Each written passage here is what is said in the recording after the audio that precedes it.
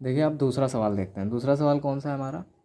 देखिए दूसरा सवाल है हमारा 18, 24, 30 और 45 का एलसीएम निकालिए। एलसीएम, ये भी एलसीएम वाला है। अब चलो इसको निकाल के देखते हैं, ठीक है। ये भी उसी तरीके से लगेगा। 18, 24, 30 और 45 का क्या निकालना है? 45 का एलसीएम निकालना है, ठीक है। कैसे करेंगे? देखो, जब भी हम एलसीएम निकालेंगे ना वैसे करेंगे। पहले पहले भाग विधि होती है, एक गुणनखंड विधि होती है। भाग विधि और गुणनखंड विधि। तो सबसे पहले मैं आपको बताता हूँ भाग विधि, ठीक है। क्या मैं पहले बताता हूँ आपका, एक गुणनखंड विधि होती है और एक भाग विधि होती है। जैसा आप जानते हैं ना कि एक गुणनखंड होती है और एक भाग विधि होती है, ओके। तो पहले हम यहाँ पे ऐसे दो पार्ट, पहले मैं भाग विधि आपको समझाता हूँ कि भाग विधि से कैसे निकालते हैं। अभी हमने एलसीएम निकाला था ना, ये दूसरा सवाल प्रैक्टिस के लिए है। भाग विधि क्या करेंगे, इन सबको एक साथ लिख लो। 18, 24, 30, 45, ठीक। और इनको भाग करेंगे। अभाज्य संख्या से हमेशा भाग करते हैं, क्योंकि जब अभाज्य संख्या कोई होती है, अभाज्य संख्या जो किसी से कटे ना, तो थोड़ा भाग आसान होता है। जैसे 2 से काटो, 2 नाम 18, ये आपका 2 एकम 2, 2 दूनी 4, ये आपका 2 एकम 2 15 बार चला जाएगा। 15 दूनी 30 होता है ना। जब 2 को 30 से भाग देंगे तो 15 बार ही जाता है। आप लिख के कर लेना अलग, उस तरीके से अगर करना चाहते हो तो। लेकिन बहुत कठिन होता है, आपको ऐसे ही सीखना चाहिए। अब बड़े क्लास में धीरे धीरे आप पहुँचोगे तो क्या लिख लिख के करोगे कि 2, पहले यहाँ पे 2 लिखा, फिर ये 45 लिखा, फिर उसको भाग दिया, ठीक है। 2 नाम 18, 12, 15, 45, ओके। फिर देखो क्या करते हैं, अब हम 3 से करते हैं। ये 9 3 बार चला जाएगा, ये 12 भी चला जाएगा 4 बार भाग, 5 भी, 3 पचे 15, और 45 भी आपका 15 बार चला जाएगा, ठीक है। 3 एकम 3, 4 ऐसे लिखो, ये आपका 5 ऐसे लिखेंगे, और 3 पचे 15, ये तो चला जाएगा ना। अब देखो 2, 2 दूनी 4, आपका 5 है, ये 5 है आपका, और ये 1। अब देखो फिर 2 को देंगे, 2 एकम 2, ये एक यहाँ पे भी है, ये यहाँ पे 5 है और 5 है। अब 5 और 5 तो जानते हो 5 से ही कटता है। 5 एकम, ये आपका 1 यहाँ पे भी है, 5 एकम 5, 5 एकम 5, सब में एक एक आ गया ना, रोक देंगे। तो आप कैसे निकालेंगे एलसीएम? एलसीएम निकालने के लिए बस इन सबको गुणे में लिख देंगे। 2, 2 गुणे 3 गुणे 3 गुणे 2 गुणे 5, ओके। कितनी बार है 2? 1 2 3, 3 बार है 2, तो 3 बार 2 को गुणे में लिख लो। गुणे 5 कितनी बार है? 5 केवल एक बार आया है, लिख लो। 3 कितनी बार है? 1 2, 2 बार 3 है, लिख लो। और इन सबके गुणा कर दो। 2 दूनी 4, यहाँ देखो इस 2 के इस 2 से करोगे तो 4 आएगा, ठीक। 4 आ गया। अब इस 4 की 2 से करेंगे तो 4 दूनी 8, 8 आ गया। फिर इस 8 की 5 से करेंगे, 8 पंचे 40, 40 आ गया। फिर इस 40 की 3 से करेंगे 120, 3 देखो 3 चक्कू 12 और 0 उतार दो तो 120। फिर इस 120 की 3 से करेंगे 3 0 0, 3 दूनी 6, 3 एकम 3, मतलब 360 हमारा एलसीएम, 360 हमारा आ गया। 360, ओके। ये हमारा कितना है? 360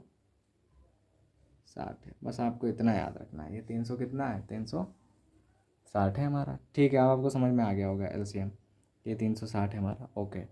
अभी 360 हो गया। अब हम निकालते हैं आपका भाग विधि से। कैसे निकालते हैं? दोनों विधि से समझाएंगे। अब गुणनखंड, अभाज्य गुणनखंड विधि। अब कौन सी विधि है? अभाज्य गुणनखंड विधि। देखो मैंने ये यहाँ पे मैंने ये बताया था कि जब भी ऐसे अभाज्य गुणनखंड भाग विधि से निकालते हैं तो यहाँ पे ऐसी संख्या से भाग देते हैं जो अभाज्य हो, जो क्या हो, जो अभाज्य हो। जैसे यहाँ पे 2 जो है ये अभाज्य है। अभाज्य क्यों है? क्योंकि 2 किसी से नहीं कटती है। क्या 3 किसी से कटता है? क्या 2 किसी से कटता है? नहीं। क्या 5 किसी से कटता है? नहीं कटता। खुद से कट जाएगा एक बार, 5 एकम 5, और 1 से कट जाएगा। तो ऐसी संख्याएं जो खुद से कट जाएँ और 1 से कट जाएँ वो प्राइम नंबर्स होती हैं, मतलब अभाज्य संख्या उनको बोलते हैं। तो अभाज्य संख्या से इसलिए भाग देते हैं क्योंकि भाग ये सरल रहती है। अभी जैसे यहाँ पे 6 से भी दे सकते थे, 6 तियाँ 18, 6 चौक 24, 6 पंचे 30 और 45 नहीं जाता। यहाँ पे 6 से भी तो दे सकते थे, लेकिन 6 क्या एक प्राइम नंबर होता है? नहीं। तो कहीं कहीं कुछ गलतियाँ भी कभी कभी हो जाती हैं। तो इसलिए जब भी एलसीएम आप निकालिए तो यहाँ पे ऐसी संख्या से भाग दोगे जो प्राइम नंबर हो, जो किसी से कटे ना, ठीक है। इसीलिए 2 से, 3 से, 6 से। यहाँ पे 6 से देते तो 6, तो 6 कहाँ प्राइम नंबर होता है? 6 तो कट जाता है, 2 से भी कट जाता है, 3 से भी कट जाता है। तो वो एक अभाज्य संख्या नहीं है। यहाँ पे अभाज्य संख्याएं ही होनी चाहिए, तभी आंसर सही आएगा, नहीं तो गलत हो सकता है, ठीक है।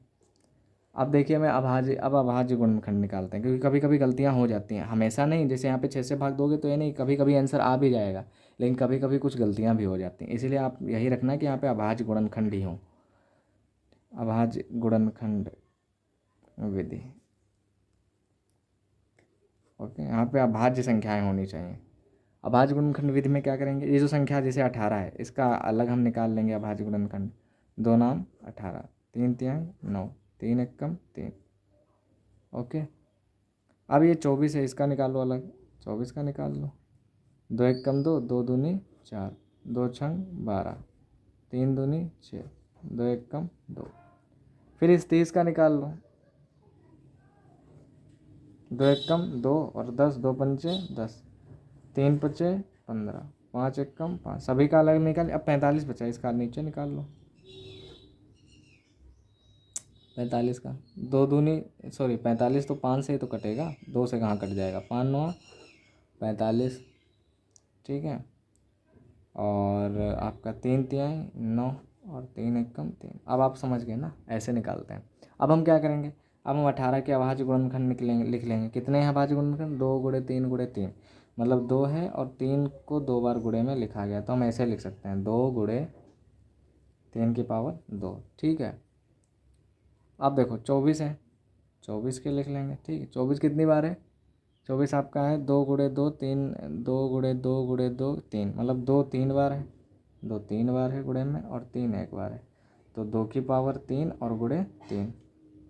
ओके, फिर आप 30 लिख लेंगे। हम क्या लिख लेंगे, 30। 30 देखो कितनी बार है, 2 गुणे 3 गुणे 5, इसमें कोई पावर नहीं बनेगी, 2 गुणे 3 गुणे 5, बस ऐसे रहेगा, मतलब 2 गुणे 3 गुणे 5 ऐसे ही लिखा रहेगा। ठीक है, 30 हो गया। फिर 45 देखो, 45 को बराबर लगा दो, 5 गुणे 3 गुणे 3, मतलब 5 गुणे 3 गुणे 3। अब आप समझ गए ना। अब देखो यहाँ पे बनेगा 5 और 3 2 बार गुणे में, तो 3 की पावर 2। अब जब एलसीएम निकालेंगे यहाँ पे, तो यहाँ पे देखो कॉमन हो या कॉमन ना हो उससे हमें कोई मतलब नहीं है, हमें बड़ी घात लेना है हमेशा। जैसे यहाँ पे 2 घात बड़ी है, यहाँ पे 1 घात छोटी, यहाँ पे 1 घात छोटी, यहाँ पे 2 घात बड़ी, तो 3 की घात 2 लेंगे जो बड़ी घात होगा। ठीक, गुणे लगाओ। देखो 5 यहाँ पे है, लेकिन क्या इसमें 5 है नहीं, लेकिन फिर भी हम 5 लेंगे, फिर भी हम 5 लेंगे। और इन दोनों में बड़ी घात इस पे भी 1 है, इस पे भी 1 है, तो दोनों पे जब 1 1 है तो कोई भी ले लो, इसको लेना चाहो इसको, इसको लेना चाहो इसको। लेकिन अगर यहाँ पे होता 2 पावर और यहाँ पे होता 3 पावर, तो हमेशा बड़ी पावर को लेते इसको। ठीक है, भले यहाँ पे कॉमन है चाहे ना है, जैसे यहाँ पे 5 नहीं है, यहाँ पे भी 5 नहीं है, लेकिन फिर भी हम यहाँ पे अगर 1 होता, यहाँ पे 3 होता तो इस पावर को लेते हैं, लेकिन यहाँ पे सेम एक पावर है ना, तो 5 ले लेंगे।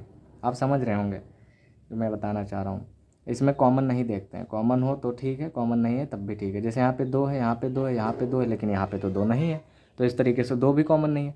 ठीक है, लेकिन फिर भी 2 की हम बड़ी घात लेंगे। जैसे यहाँ पे 1 घात है, यहाँ पे 3 घात है, यहाँ पे 1 घात है, तो 3 घात वाली लेंगे। जिसमें कॉमन नहीं है उसको इससे कोई मतलब नहीं। देखो अब लिख लो, 2 की पावर 3 को हम 2 की पावर 3 को जब गुणे में लिखेंगे, 2 गुणे 2 गुणे 2 3 बार, गुणे 3 की पावर 2 को लिखेंगे 2 बार, 3 गुणे 3, और गुणे 5 आपका गुणे 5, तो कितना आएगा देखो, 2 दूनी 4, 4 दूनी 8, 8 तीन 24, 24 तीन 72, और 72 की जब 5 से गुणा करोगे तो यहाँ पे 360 ही आ जाएगा। देखो अब आ गया आपका सेम आंसर। ठीक है, तो दोस्तों ये रहा आपका एलसीएम निकालते हैं अभाज्य गुणनखंड विधि से, भाग विधि से कैसे, उसकी मैंने प्रैक्टिस भी एक बार करा दी। और अब कुछ सवाल है मैं आपको बता दूंगा, आपको वो सवाल करने हैं। ठीक है, जैसे मैं आपको सवाल भी बता रहा हूँ, जैसे देखो कौन से सवाल